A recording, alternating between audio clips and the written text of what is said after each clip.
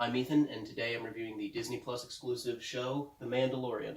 Now, this is a Star Wars show that follows a Mandalorian bounty hunter who's going on, well, I was going to say he's going on a journey, but he's really not. It's an episodic series. Something happens at the very beginning, and most of the episode is just wrapping that plot point up. And the next one, frankly, could be watched in any order, with a few exceptions. I typically don't like this format. I mean, it's nice, but it's not the best for storytelling. I think they're just doing that to get an audience going, to get people to start liking the character, and then they're going to start taking it to a big story. I mean, there is, of course, an overarching story that does wrap up nicely, and it is a good one, but a lot of the episodes are filler, and that's one of my main complaints about the show. So, I'm going to start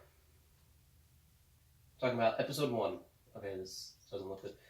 So episode 1, Mandalorian is introduced. He's a bounty hunter. He's sent on a quest to find a 50-year-old something. That's all he knows.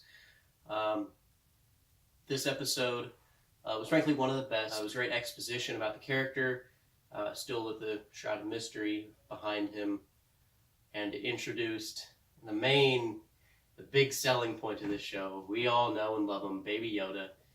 Now, if you haven't seen the show, I'm sure you've seen the memes with Baby Yoda, or all the internet loving on him, or just people talking about it in general. It's great. I love Baby Yoda too. But Mandalorian's cool too, of course. So, that episode, he gets Baby Yoda. I'm not going to go through the whole series. Well, I'm not going to explain the plot of each series. I'm going to be more vague as the series goes on, so you'll actually watch it yourself. So, he gets Baby Yoda.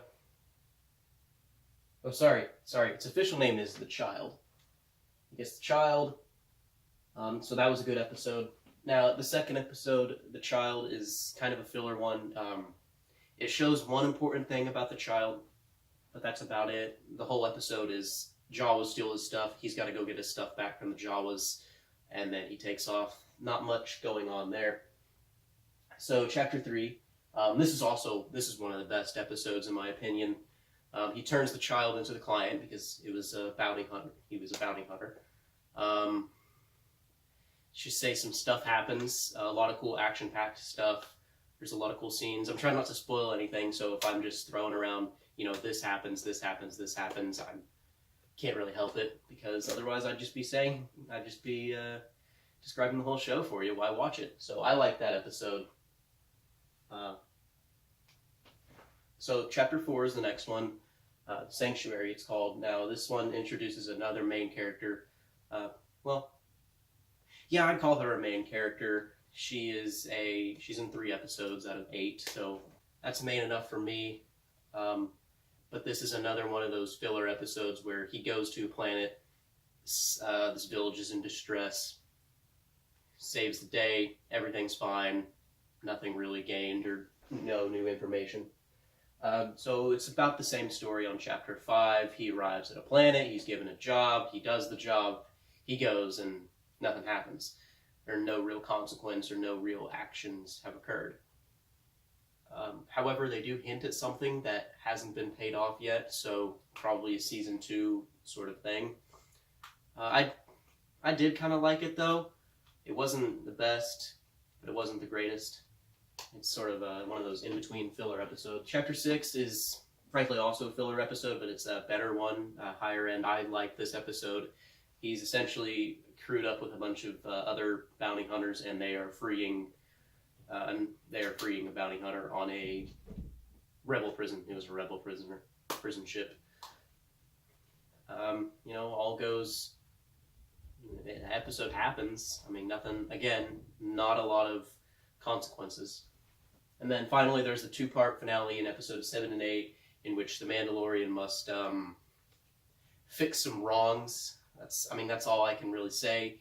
It introduces the first, actual main villain of the series. Other sides, it introduces the first main villain of the series. Other episodes, it's been, side characters or people lower on the Imperial totem pole.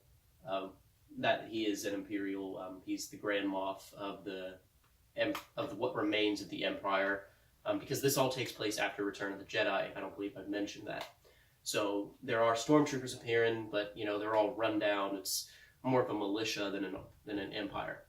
So I like him. He's played by whoever played Gus Freeman in Breaking Bad.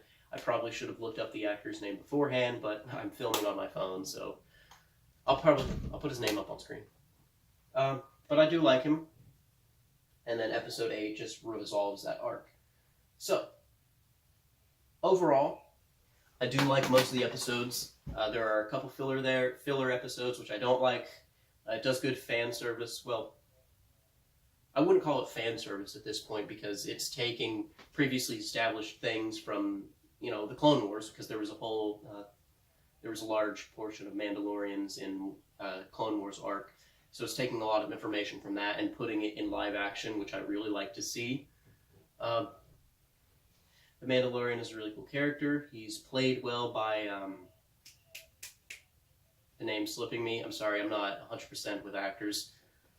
The show is directed well also. There's a lot of cool cinematic shots, and the editing feels like Star Wars. Like, you know how A New Hope and Empire, they have those like sliding transitions with the sound effects. It's got those, which I think really help make it feel like Star Wars, which is a big complaint I have with the sequel trilogy, actually. It doesn't feel like Star Wars. It just feels like way high budget, generic sci-fi movie that happens to be Star Wars rather than the next Star Wars. So, overall, I'd give this show an 8 out of 10. When it's good, it's really good. However, there are quite a few filler episodes that don't provide much to the show. But I think they'll fix that in future seasons. So yeah, I recommend you give it a shot. See ya.